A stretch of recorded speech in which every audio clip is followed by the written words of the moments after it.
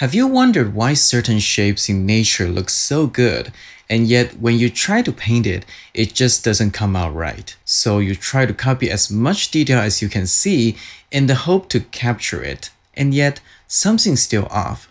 Well, there might be one thing that you're missing, and if you're actually looking for it, it's everywhere, almost as if it's nature's best kept secret.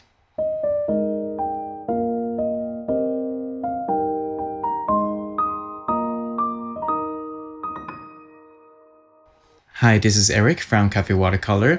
When students share their work with me, the first thing I will point out is usually not the wash, not the color or even value. It is composition. I believe composition is very important and is often overlooked. You can be a very skilled painter and not end up with a good painting if you don't have good composition. If you want proof, just take out your phone and snap a photo without thinking about it. The quality of the photo itself will probably look really good because the camera technology nowadays is very good, but it won't look as good as a well thought out composed photograph. The same thing as painting. The quality of your work can be very good, but if the composition is not good, it can hinder the viewing experience you want your viewers to have. Now, composition is a huge topic. It is part of my watercolor essential course, but I do want to share something very specific in this video that I don't see many other artists talk about, and that is the 30-70 rule. Now, I know art and rule don't sound good together. Art should be freeing and expressive. The rule doesn't sound appealing, but think of it as a rule of thumb, a guide that can help you to compose better images and shapes. So what is 30-70 rules? Well, we can start out by looking at this simple image. Two shapes that are equal in sizes, that is 50-50. Now, if we change the ratio to 30 and 70, as a whole, it starts to feel more interesting and dynamic because your eyes start to move. It's a proportion that makes things look natural and pleasing. That's essentially what 30-70 rule is. And we don't have to look too hard to find this unspoken rule of design. It is all over the place, from cars, buildings, furniture, street lamps, to a paintbrush. And that is not just man-made things. Trees, animals, human figures, even our planet Earth is 30% land and 70% water. How amazing is that? Almost as if we are wired to appreciate this proportion. Now, of course, there are exceptions, and I am not asking you to start measuring everything because this is a general guideline that you can follow when you design your image. And here are some of the practical ways to apply this. Number 1. Negative and positive space ratio. Shape design is very important. Good shape design can make a painting read well and create visual flow. A typical painting is a shape itself, is either a square or rectangle.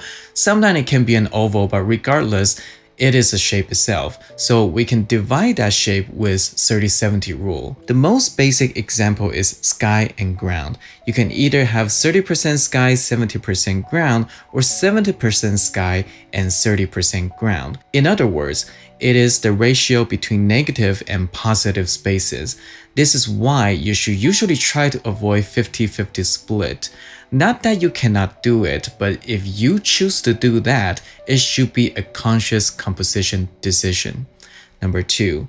Shaped sizes. This is the same principle as the negative-positive space ratio, but in a smaller scale.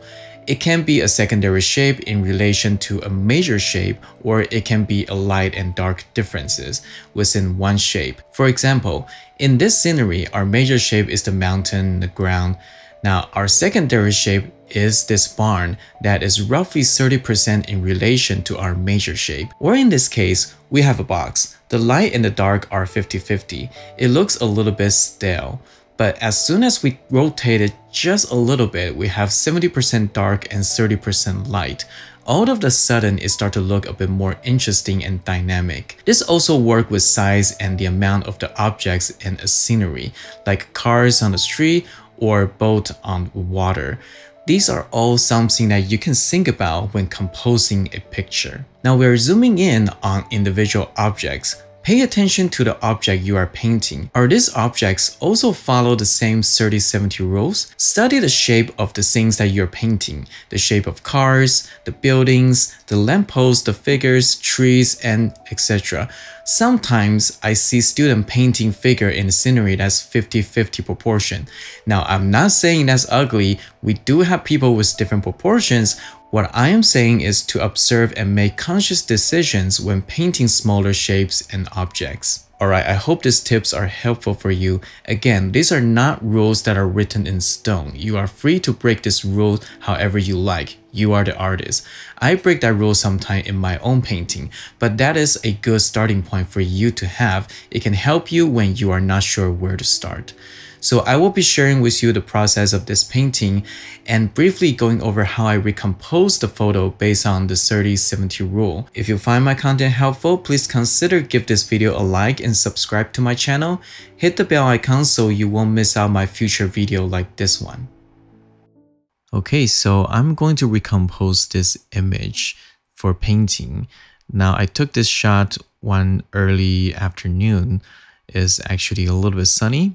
So we got some nice lighting going on, and this is near my home. So I just drove around the neighborhood and I just saw this wonderful postal truck. It always has this iconic look, this blue logo, and then the lighting just really brings out the structure of this postal truck. So in terms of what we have, this is the negative space, all the skies. These are the negative space. Now we need to exclude this because they're too small. So by the look of it, it's already about 30, maybe 25% of the negative space and then 70% of positive space. Now that being said, I don't need this excessive foreground element to it, because the focus is definitely the postal truck, and if I need to have all this foreground just to lead your eye into it, I don't think it's really necessary. So I'm going to crop it down, pretty much get rid of all of the foreground. We just need a little bit of space between the postal truck and the bottom edge of the painting. And as usual, we can use the rule of third grid to help us to position the truck. And then I am going to crop it down a little bit here as well. So like these, we still maintain the ratio between 30% negative space and 70% positive space. So we got this nice, more intimate composition like these. 30% background and then 70% positive space, which is all of that. These are all positive space. So now that we figure out our positive space, which is the 70% of the painting, we can start to look in a little bit deeper and start to look at our secondary shape. So to me, the secondary shape is definitely the postal truck. That's the secondary shape. But if we include the house right here, okay, it'll be a little bit more like 30, maybe 35% of the entire major shape. So I think that is a good ratio. Again, we don't have to measure everything very, very accurately. You just need to kind of eyeball it. And if it's in a comfortable 30-70 ratio or something close to that, I think you're in business. So I think this is already a very interesting composition. Now, if we take a look at this postal truck here, the light side and the dark side, yeah, kind of close to 30-70%, but I'll say it's a little bit more, maybe 40-60% or so. Now, if we put this mailman in here, we effectively cut out some of the light part of the postal truck. And now I think this is a little bit more towards 70 and 30%. And aside from that, I do think the light side of the house compared to the garage door and the rooftop is also maybe about 30-70%. Now again, we don't have to measure everything super accurately. A lot of it is going to be eyeballing. But from this to this, I think we successfully recomposed this image into something a little bit more interesting. So I started off with a value study. It's good to use value study to figure out the big shape and the value grouping. And it's also a good practice to do the drawing as well, because this drawing is a little bit tricky. The perspective is a little bit awkward because I am looking at it slightly above because the road is sloped. That being said, the first thing you want to focus on when you are drawing is to just draw the big shape. Big boxes, big rectangle. You just try to separate and divide the shape within this huge rectangle, which is your painting. So I'm cleaning my palette. There's some leftover colors on it, and I use that to start my value study.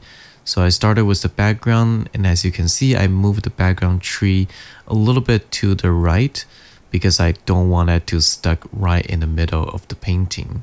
That also kind of breaks the sky, the space of the sky. If it's right in the middle, you're going to have two almost equal space on either side, and your visual flow got disrupted. So I paint the tree, connect that to the roof, the shadow casted by the roof, and I connect that to the post truck, the postman, and the shadow on the road. So very easily we found our major shape through the value. Now this is our middle value. So after that, I start to paint the second layer, which is the dark value. Now a lot of the dark value for the trees, I am actually going to do wet onto wet when I'm painting the color version. But for this one, this is just a reference for me. So I'm not going to approach it with too many techniques. So the darks that I put in are the details that are going to separate the forms and define the structures. So the garage door of the house, some details on the roof, and the tire and the bumper of the post truck, and of course the USPS logo on the back. These are all dark values that I need to put in. And once I put those in, things are a lot more defined. So here I decided to make the orange tree as bright as it seems. I think they are actually middle value, and that makes the shape just a little bit cleaner as well, so you don't have too many value jumpings. And I also do a glaze over the road. So this value study is a little bit more than just 3 values, but I think it's needed because there are some subtle value changes that needs to be addressed.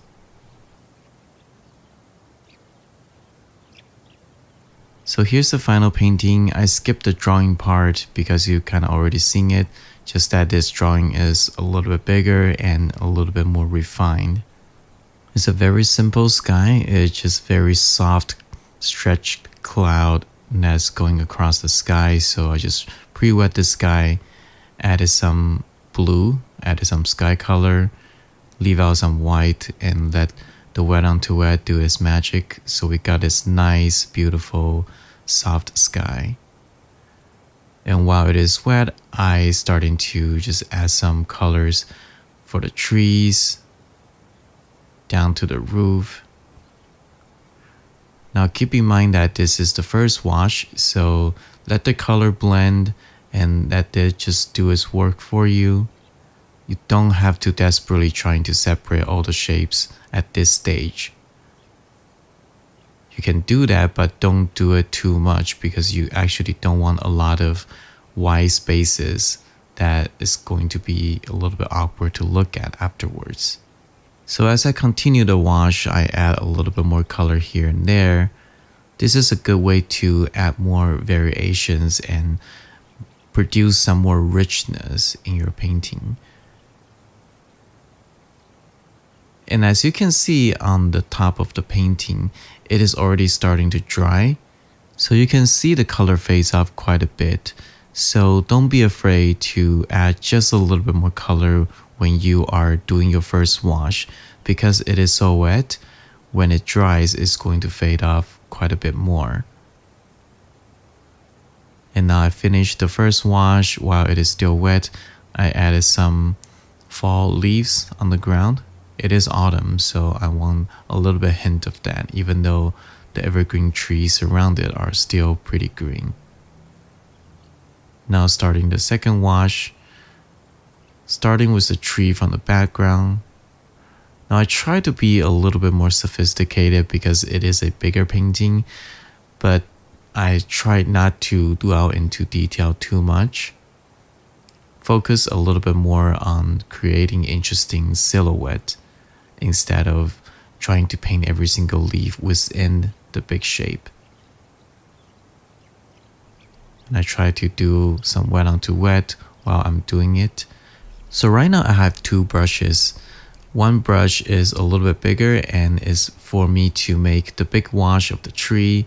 So it's loaded with the green color, and the other brush, a little bit smaller, is loaded with thicker, darker paint, so that it'll be easier for me to switch brushes and do wet onto wet, because you are always working against the drying time if you want to do wet onto wet.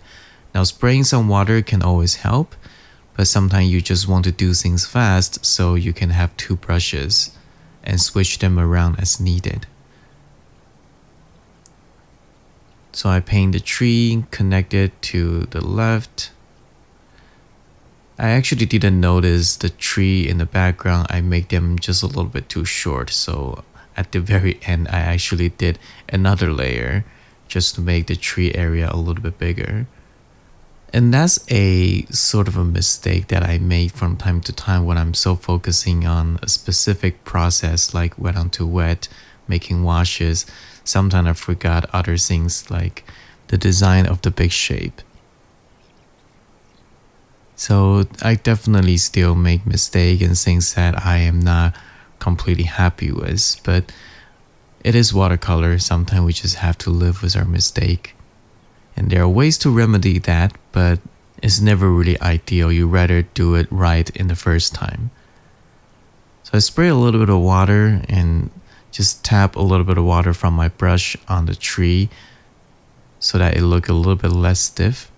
And I try to do as much wet onto wet as I can for the tree on the left. I want to create that sense of volume. And I do want to keep the tree mostly soft so that it will create an interesting contrast between organic shapes such as trees and the man-made structure like the house and the postal truck.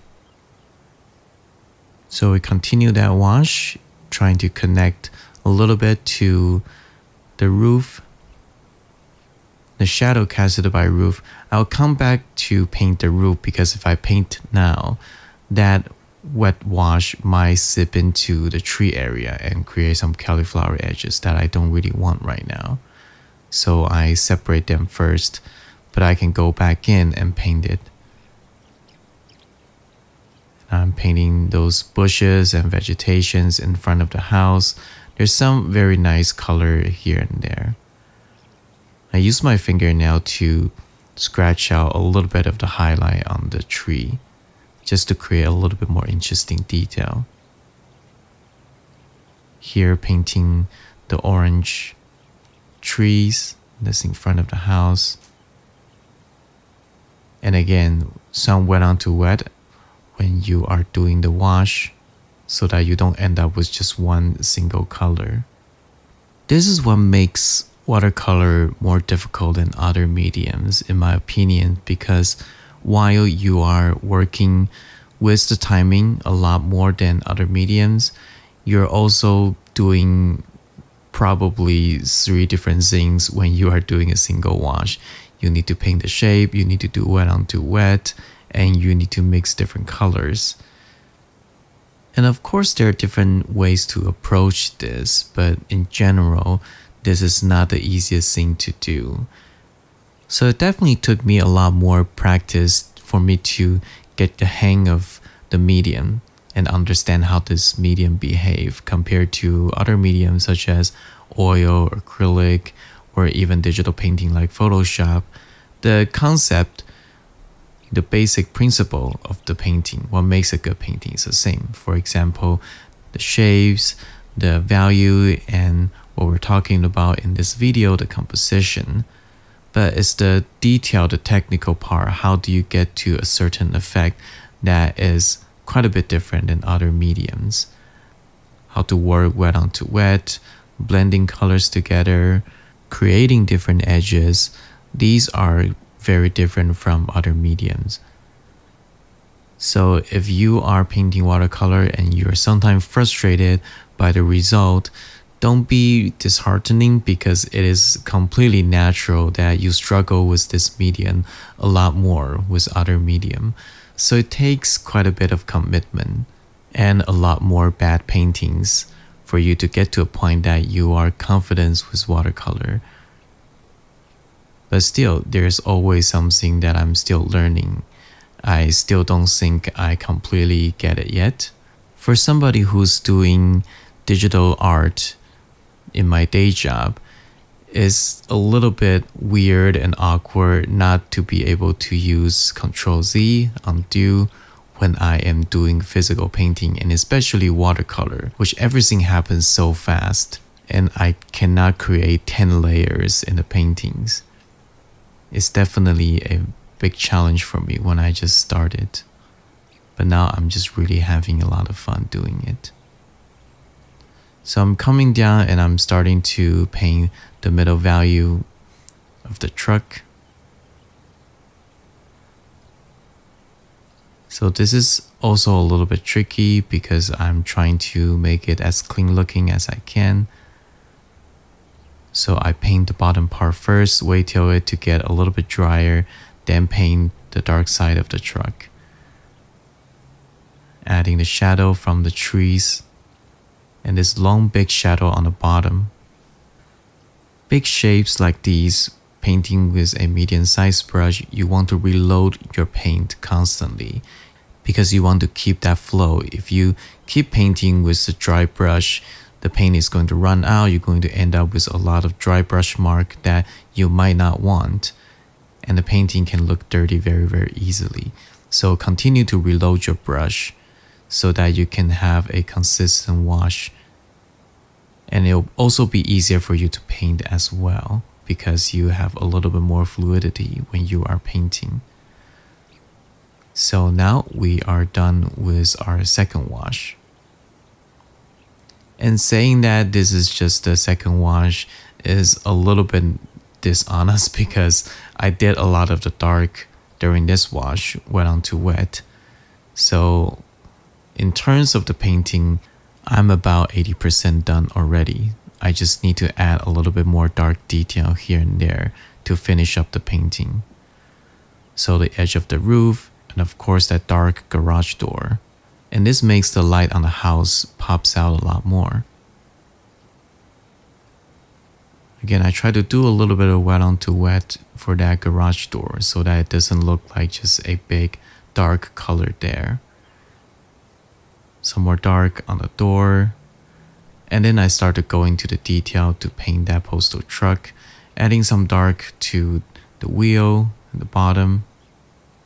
We have the middle value so that when we add the dark value, we can still have a little bit sense of lighting without creating too much value contrast. So paint the dark window. I need to paint the USPS logo on the dark side of the truck. I couldn't paint it when it's still wet because it's just going to bleed all over the place. So now that it is dry, I can start to add some dark details. So here painting the postman as well. And as you can see, even though I didn't really measure it very accurately, I still try to maintain a good proportion. So the body and the legs are about 30% to 70%. Also the postal truck, the light part is 30%, everything else is 70%. Similar things to the house and the sky to the ground. And again, most of these are just eyeballing. I'm not taking the ruler and really measure them. This is just a reference for me. As long as you end up with an image that is comfortable to look at and is interesting to look at and that moves your eyes around a little bit, I think the composition does its job. So I did a glazing on the road so that it's not going to compete with the light of the sky. And here I added just a little bit more trees on the background because I feel like the trees are not tall enough. I actually want to make them a little bit taller, so I decided just to do another layer on top. This is not ideal. I should have done that in my second wash, but this is all I can do at this point, just doing some glazing. Hopefully I won't make the same mistake again next time. Here is the final painting. Despite a little bit of mistake that I make, I still like this painting quite a bit. And I am very grateful for the mailman that's been serving our neighborhood through the pandemic and rain or shine. This is a service that we often take it for granted. So I also want to use this painting to show my appreciation to the Postal Service. If you happen to be in the Postal Service, thank you. Your job is very important to us. There are things in this world that are beautifully designed, but because we see them every day, we start to take them for granted. But what makes being an artist so exciting is that we can start to see the hidden beauties in these everyday things and give them new meanings and appreciations. If this is your first time here, be sure to check out my website, sign up for my Fast Track Watercolor PDF guide. You can also check out my Patreon page to join my art community to access exclusive demos and content and meet other watercolor lovers. That's it for today's video. I am Eric from Cafe Watercolor. Hope you have a wonderful day wherever you are. I will see you again next time.